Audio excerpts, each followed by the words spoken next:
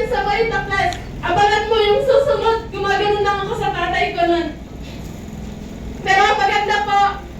Ako po, nung nakahawak na po ako ng cheque ng Vita Plus, sa event po ito na ibigay sa akin. Nakuha ko po yan. Alam niyo po ang ginawa ko nun?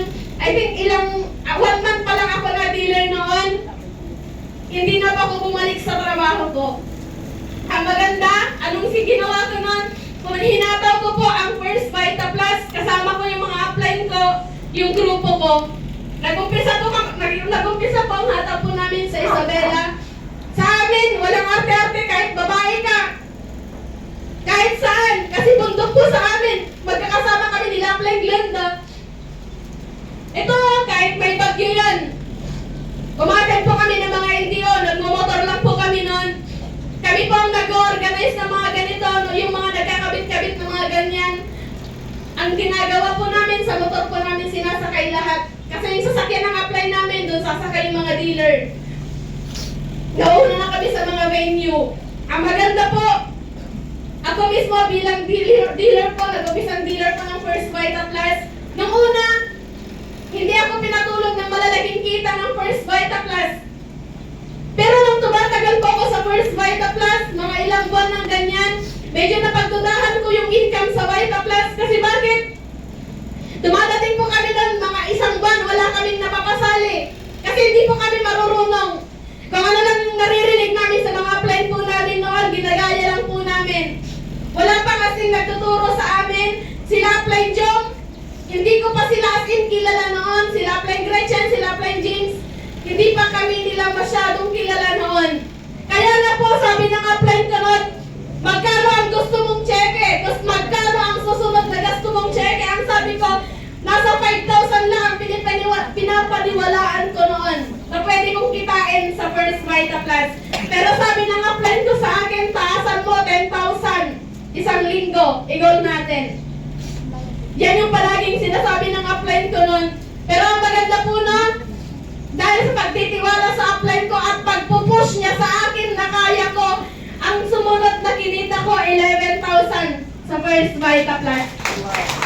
Alam niyo po na, nung ako po ay nag-umpisa, nung isa pa lang po ang cheque ko, yung 3.8 pa lang, sa mga kinakausap namin noon, ang sinasabi ko sa kanila, abangan mo man sa susunod, may 10,000 ako. Yan yung mga sinasabi ko na sa kanila, pero sa totoo lang, hindi ko pa alam kung paano ko kikitain yung 10,000. Anong meron sa akin? Pinapaniwalaan ko lang yung mga sinasabi ng upline ko. Pero ang maganda po na, yung mga lumalabas sa bibig ko noon, napapatunayan, tinatrabaho ang maganda, merong resulta. At ang maganda po, galing sa 11,000, lahat po yan ay nakapost sa wall ng Top Speed Power Team, yung old. Ganyan po ako mag-post dati. Ginagaya ko lang po yung mga post ng mga apply ko kasi hindi naman po ako marunong. Nagpapakilala po ako. Sa ngayon, wala na kasi akong masyadong nakikita nagpo-post na ganito. Ang maganda po no, 3 months old na dealer po ako ng First Vita Plus. Kumitan ako dito 30,000 isang linggo lang. 3 months old na dealer since nag-decide po ako na gawin na po ang First Vita Plus. Ako po mismo, ganyan yung mga hatawan po namin. Ulitin ko, hindi po ako kilala ng upline Jom noon. Masyadong dulo po ako ng kanyang network noon. Pero alam niyo po ba, sa kakapost sa GC at sa wall ng Top Speed Power Team, yung mga imposible sa akin, nangyari.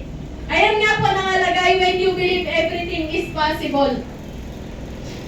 Nakilala po ako ng isang upline, Jo Mariunyo. As in, ang taas ang tingin ko sa kanya, as in, nung narinig ko pa lang yung kanyang pangalan na engineer daw siya, kasi ako po, masyadong mataas ang tingin ko talaga sa mga professional. As in, pag nakikita ko pa lang yung mga yan na naka-uniform, iba yung tingin ko sa kanila. Pero alam niyo po no, nung nakikita ko sa Plendium sa mga event, ang simple lang, nagbibit-bit ng mga, akala mo engineer ba to? Kasi wala silang, as in, hindi mo sila makikitaan na engineer po sila. Pero grabe, alam niyo po, nung nag-start po ako sa Vita Plus, hindi pa po ako ganyan. Ito po yung mga unang picture namin, nakasama ko ang mentor ko. Si Upline Jom, nandyan po siya sa likod, palapakan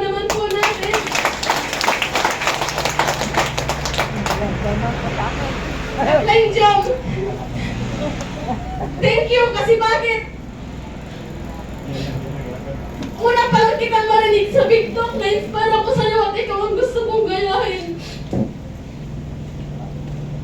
25 ka nang nag-start ka sa Vita Plus. 25 years old din ako nung nag-start ako sa Vita Plus. Salamat kasi bakit? Hindi lang po yung pagtutok ang isang naituro sa akin ng upline job. Tinuruan niya ako paano mag-handle ng team. Tinuruan mo ako manamit ng tama. Tinuruan mo ako paano kumausap sa mga tao, kung paano humarap sa mga mas mataas sa akin.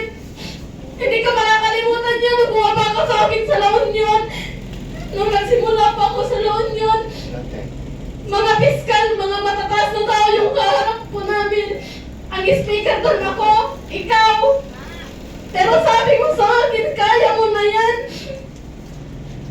Matataas na tao to upline. Sabi ko sa hindi, kaya mo yan.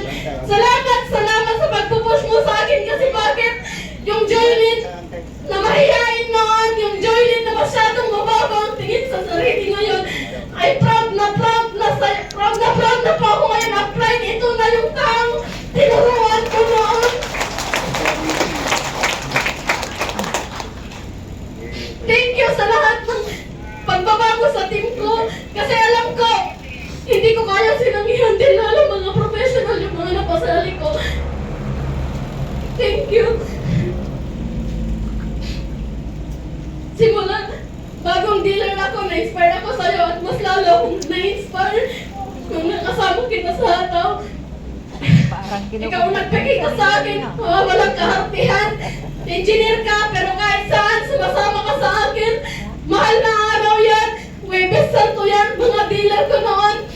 May kanya-kanyang rason sila, pero kami, naghumahataw kami, nag-stranger kami sa San Fabian, Pangasinan. Sa Binmali, Pangasinan po yan. Parehas kami hindi lumangoy ng upline job, pero second ni Sheila, upline kami. Hindi pwedeng kami ang unang uurong. Nauna yung leader namin, yung nag-office ang dealer namin ng Pangasinan. Hindi pwedeng, hindi kami susunod. Ang maganda po, dahil po sa kanyang pagpupush ng upline ko, when you believe everything is possible, sasakyan, malabong pangarap ko yan noon. Kasi parang imposible po sa akin, motor lang ang pangarap ko at yan lang po inabot ng utak ko. Salamat sa Vita Plus kasi bakit hindi lang pulos ang pinaliki sa akin, pati ito pinalaki niya sa akin. Natuto pa akong mangarap, isang brand yung sasakyan. Yan po yung unang sasakyan ko. Alam niyo po, nung nabili po ito, sobrang proud na proud ako sa sarili ko. Sabi ko sa sarili ko, ibibigay ko lahat. Gagawin ko lahat para yumaman sa Vita Plus. Gagawin ko lahat para yung mga nakukuha ko, makukuha din ng mga team ko sa first Vita Plus. Pero alam niyo po na sa amin, nung inuwi ko po ito, nandun sa bahay yung isang tito ko, sabi niya sa akin, bili-bili ka ng sasakyan, hindi pa nga ka nakakabayad ng utang. Yan po yung mga sinasabi nila sa akin. Tumatahimik lang ako nun kasi ayaw kong sumagot. Kasi totoo naman, may mga utang pa kami nun. Kasi farmer po kami. Wala kaming ibang pinagkukunan. Sa farming lang. Kaya pag nabagyo, wala, uutang kami ulit. Ganun po ang nangyayari po sa amin. Hindi masaya yung mga ibang tao para sa akin, pero sa yung mga upline ko, sobrang saya sa mga nakukuha ko nun sa first Vita Plus. Ang maganda po, nung nabili po yan, nung nailabas po yan, dyan pa ako mas tumayo sa grupo ko. Nag-recreate po ako ng mga bandings kahit sa mga nagsisimula. Grupo ko ng Pangasinan, grupo ko ng La Union, grupo ko ng Isabela. Ako po, from Isabela po ako, wala akong kilala dito sa Pangasinan at La Union. Ang ginawa ko lang po yan, nung nasa Isabela po kami, nakikita ko yung mga galing ng La Union at Pangasinan, pupunta sila ng Isabela, pumahapos sila ng maraming power pack.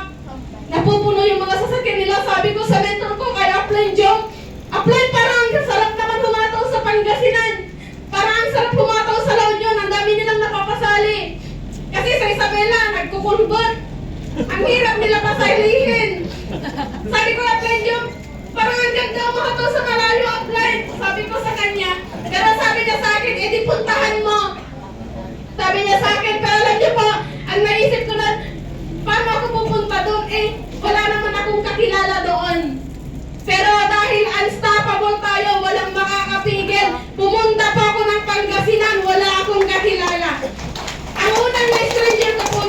si Sheila man dapat palakpakan naman na po natin.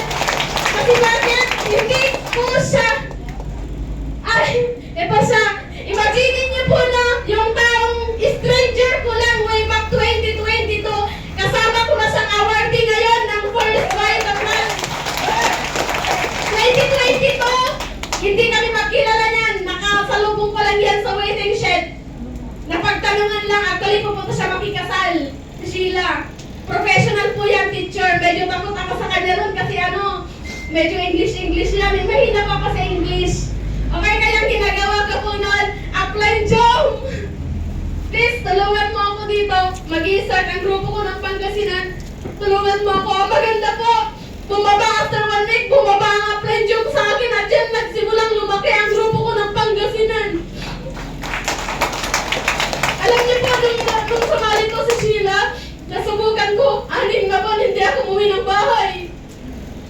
As in, hindi ako umuwi nun. Akala ni Sheila, may inuuwian pa ako na bahay nun. Wala. Sa loob lang ako ng kotse nun. Natutulog.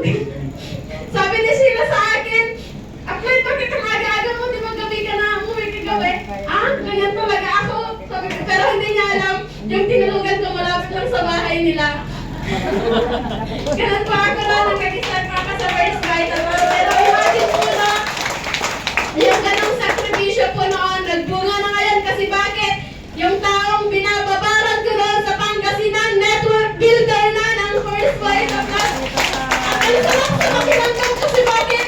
Hindi ko siya kaano-ano. Hindi ko siya kaano-ano. Pero isa siya sa mga nagtiwala sa akin na kaya ko. Kahit high school graduate lang ako. Siya teacher, mataas ang tinapos. Pero isa siya sa mga nagtiwala po sa akin. Yung isang grupo ko ng La Union, ang nagsimula po dyan, syempre, network builder na rin ngayon, upline Alfredo Gabasar, palakpakan naman po natin. Yung stranger po namin dyan sa La Union, hindi po namin ulit kakilala. Na-meet lang po ulit sa daan, napagtanungan lang saan yung barangay na to kasi may big talk doon. Napagtanungan lang ang maganda, yung napagtanungan po namin ay nakidnap din po sa big talk sa La Union. At ang maganda po siya yung nag-umpisa po doon, kung kilala niyo po, si Upline Maribel Ija ng La Union, siya po yung nagsimulang grupo po namin doon. Nagsimula sa hindi kakilala, pero ngayon, isa na po ang La Union sa may pinakamalaking grupo ng Top Speed Power Team. Ang maganda po, ganito po kami, nag-create po kami ng mga bandings kahit mga baguhan pa lang. Nag-umpisa pa akong i-launch ang grupo ko. Nagsimula pa akong tayuan ang sarili kong grupo kahit marami akong hindi alam. Pero lahat po ng ginagawa ko nung ay alam po ng mentor ko, si Upline Jo Marie. Sa kanya pa ako palagi nagtatanong, Upline, anong gagawin? Ano yung susunod? Ano yung kulay ng damit namin? Alam niya lahat. Pati nga yan o, yung paglalaptop, hindi ko nga rin alam yan dati. Kasi puro tela sa kartid lang naman yung hinahawakan ko sa pananahi. Anong alam ko sa laptop? Siya pa ang nagturo sa akin. Alam niyo po ba? Umaatid ako ng mga meeting nila Upline Jomon, nila Upline James. Ako lang walang laptop, naka-notebook ako, nagsusulat ako. Nahihiya ako nun sa totoo lang, kaya sabi ko sa susunod na meeting may laptop na rin ako. Pero alam niyo po na bumuli ako ng laptop, hindi ko alam gamitin. Kaya ang ginagawa ko po nun, nagpapaturo pa ako kay Upline Jom. Lahat.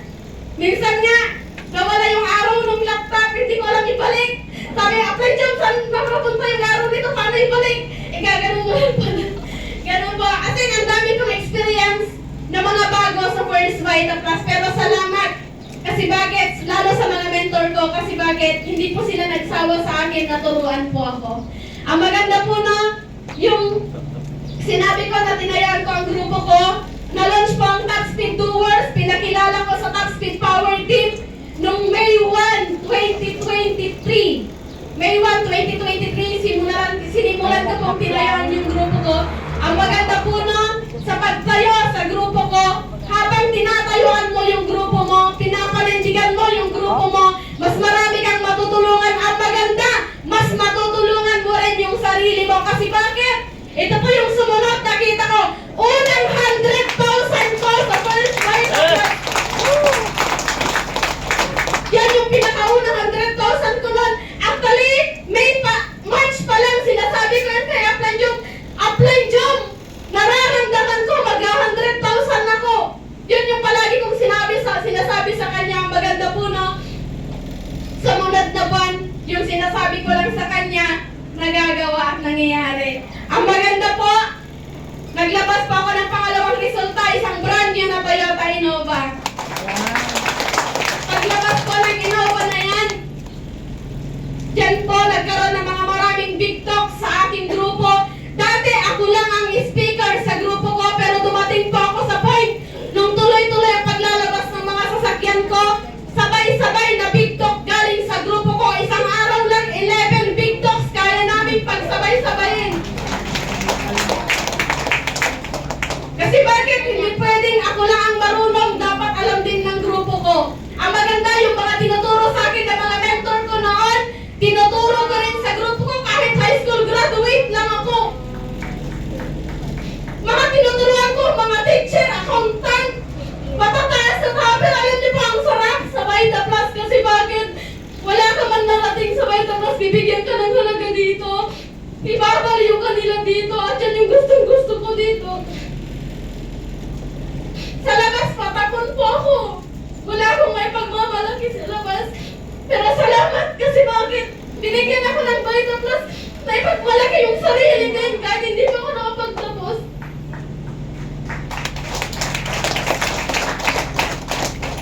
Ang maganda po, nang sunod-sunod po yung mga events ng grupo ko, dyan na po ako nasimulan pansinin o mapansin ang ating Hall of Fame. May 4, December 4, kinausap niya po ako at kukunin niya daw ako ng kanyang bagong 13. Thank you, Upline James.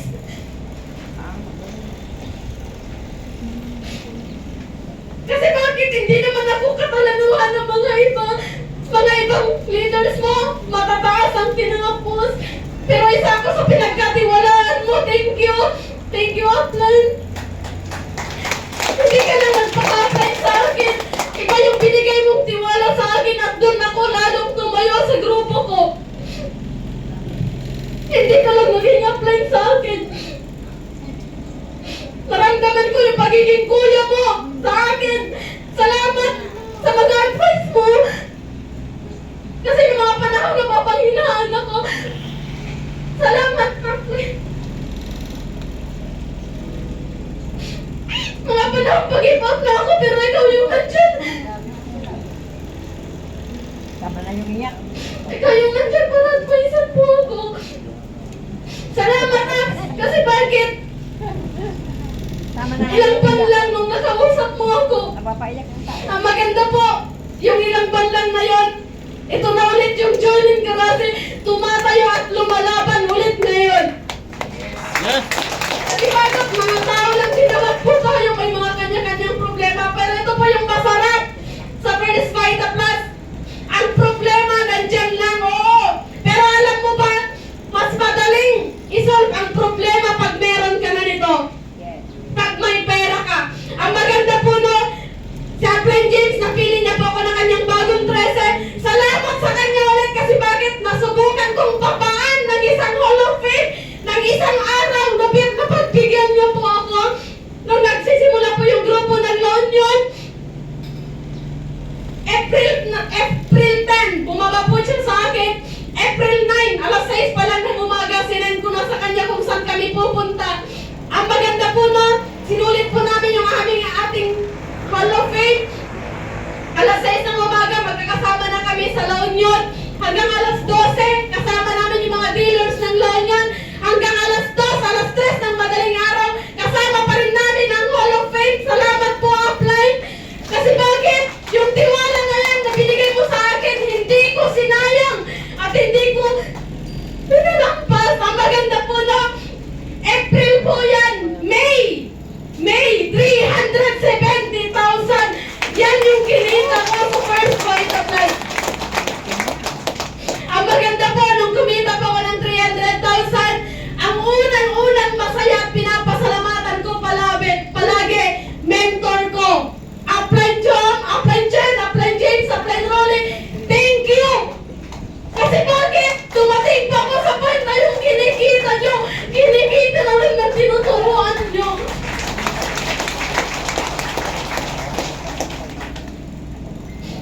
Upline James mismo ang nag-post. Ganyan na rin kayo. First time. First time kong i-post ng Upline James. At alam niyo po ba, may caption po siyang nag-stay sa akin. Sabi niya sa akin, mukhang nangangamoy na ang stage ng First Vita Plus. May po yan ang maganda po na kung ano ang ina-attract ng upline mo at paniniwalaan mo mangyayari. Kasi bakit? July, naging tattoo network builder po ako ng mga kabataan. Ang sarap sa pakiramdam. Nung sinama ko po yung mga magulang ko po dyan, sabi po nila sa akin, kasi ako po hindi pa ako nagkikwento sa kanila kung ano yung mga nangyayari sa akin sa First Vita Plus. Yung mga pagpapahiya ng mga tao sa akin, hindi ko yung kinikwento sa kanila. Pero alam niyo po no, nung sumama po sila dito sa Araneta, sabi po nila sa akin, ate, sabi nung bunso sa akin, ba't parang ka namang artista? Ang dami nakikipicture sa'yo. Sabi nila sa akin, kasi hindi po nila alam yung mga nangyayari po dito. Kung sino na po ako sa grupo natin at sa First Vita Plus, hindi po nila alam yon. Pero ang maganda po na, first time nakadala ko dito, at alam niyo po ang sarap sa pakiramdam na dati, yung mga kapatid ko, puro pagpapatigil ang ginagawa nila sa akin dahil sa First Vita Plus. Nung naging awardee na po ako, lahat sila nag-my day. Anong nakalagay po dyan? Proud na proud kami sa iyo, ate. Ang tagal kong hinintay na sabihin nila yan sa akin kasi bakit? Never kong narinig yan. High school graduate lang po ako. Never kong narinig na congrats. Wala akong narinig na ganyan. Kasi kadalasan sa mga nakapagtapos na anak naririnig yan. Maraming salat kasi bakit? Mga kapatid ko na mismo yung nagko-congrats sa akin. Mga magulang ko mismo yung mga pumapalakpak sa akin. Ang maganda po, 2024, kumita pa ako dito 2.1 million sa negosyo po ng First Vita Plus. Ang maganda, buti na lang nasa top speed ako. Buti na lang, unstoppable ako kasi bakit? Sa top speed or sa First Vita Plus, isa pa ako sa mga batang milyonaryo ngayon dito. Salamat sa top speed. Ang layo ng narating ko dahil sa top speed. At syempre po, nung kumita pa ko ng ganito, yung bahay po namin, ito po siya. Sabi sa akin, ang dami mong sasakyan, ang dami nyo namang sasakyan. Yung bahay nyo, abot-abot aji, atop na. Pag umuulan, doon sa loob, umuulan din naman. Ganun po yung bahay po namin. Ang maganda po na, ito po yung bahay po namin ngayon na paayos at naging okay na po siya. Ang sarap ulit magbalik sa magulang. Dati, libo-libo lang yung naibibigay ko sa kanila. Ngayon, pagbabago ng buhay ang naibigay ko sa kanila. Ang maganda po, galag-galag po yan. Dati, para sa kanila lahat, para sa kanila, ang sarap naman magregalo po sa sarili. Kasi bakit? Last December, naglabas po ako isang brand new na Ford Raptor. Akala ko dati parang imposible magkaroon ng ganito. Mga sasakyan nila Upline James, nila Upline Joe, nila Upline Rejoice, mga ganito rin. Sabi ko, ang sarap pala Upline sakyan ang Raptor. As in, ito malupit. Kasama ko ulit yung mga magulang ko po dyan nung naglabas po kami ng sasakyan. Alam niyo po na, habang nasa loob po kami ng sasakyan, ito, habang dinadrive ko yung sasakyan pa, uwi, nagkwekwento po yung mama ko. Sabi niya sa akin, buti na lang nagtuloy ka, no? Kasi alam niyo po ba, ang nanay ko nung nagsimula pa ako nag-Vita Plus dati kasi may nayabot ako sa kanila nung nagtatrabaho pa lang po ako. Nung nag-Vita Plus pa ako, dumating pa ako sa point na wala akong mayabot sa kanila. Pati alawang sa bunso namin, wala akong nayabot. Dumating sa punto, yung mama ko pumunta yan, nagkatulong para lang merong mayabot sa bunso namin. Guilty ako nun sa totoo lang. Sinasabi ko sa tinotok ko, ma'am, yayaman ka dito, pero sa loob-loob ko, yung mama ko inaalipin ng iba.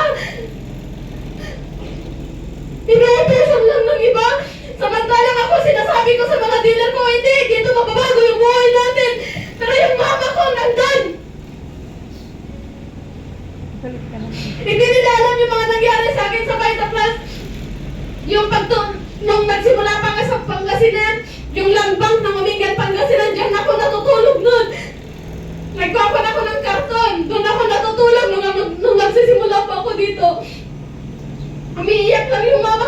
likod. At alam niyo po, no? As in, ramdam ko sa kanila yung pagiging proud nila sa akin. Sa ngayon ko na kukumpara ngayon. Kasi bakit meron po akong kapatid na nakapagtapos ng pag-aaral. Alam ko yung proud ng parents ko sa kanila, sa kanya noon, nung nagtapos ko yung kapatid ko. Pero alam niyo po, no, ang sarap, ibang-iba po yung pagka-proud ng mga magulang ko. Bakit? Meron silang anak na successful ngayon dahil po sa first wife of God. Ang sarap kasi bakit? Since 2023 hanggang ngayon, paulit-ulit nilang sinasabi yan sa akin, proud na proud kami sa'yo.